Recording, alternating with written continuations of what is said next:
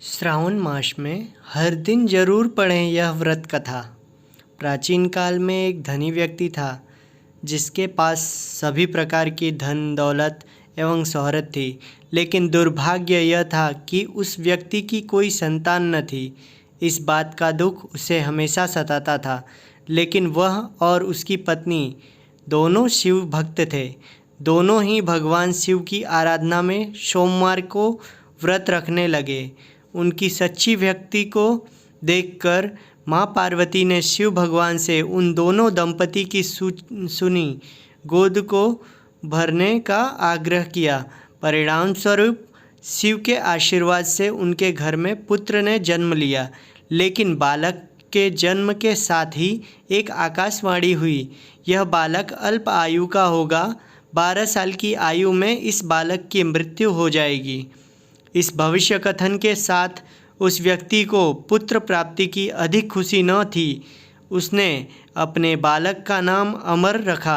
जैसे जैसे अमर थोड़ा बड़ा हुआ, उसी धनी व्यक्ति ने उसको शिक्षा के लिए काशी भेजना उचित समझा।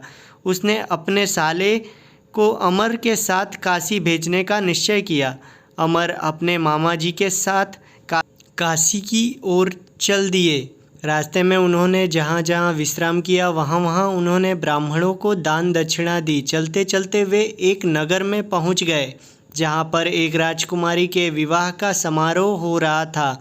उस राजकुमारी का दूल्हा एक आँख से काना था।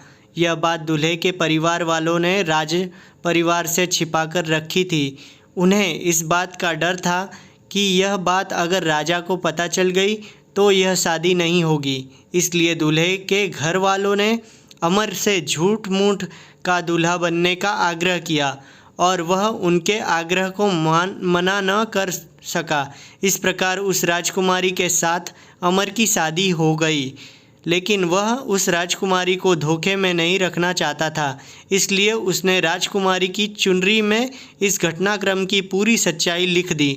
राजकुमारी ने जब अमर के उस संदेश को पढ़ा, तब उसने अमर के ही अपना पति माना और काशी से वापस लौटने तक उसका इंतजार करने को कहा। अमर और उसके मामा वहाँ से काशी की ओर चल दिए।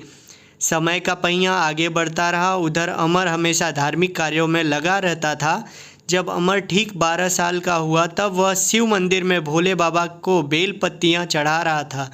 उसी समय वहाँ यमराज और उनके प्राण लेने पधार गए। लेकिन इससे पहले भगवान शिव ने अमर की भक्ति से प्रसन्न होकर उसे दीर्घायु का वरदान दे दिया था। परिणाम स्वरूप यमराज को खाली हाथ लौटना पड़ा। बाद में अमर काशी से शिक्षा प्राप्त करके अपनी पत्नी राजकुमारी के साथ घर लौटा। हम आशा करते हैं कि आपको श्रावण के सोमवार के व्रत कथा की जानकारी पसंद आई होगी। धन्यवाद। हर हर महादेव।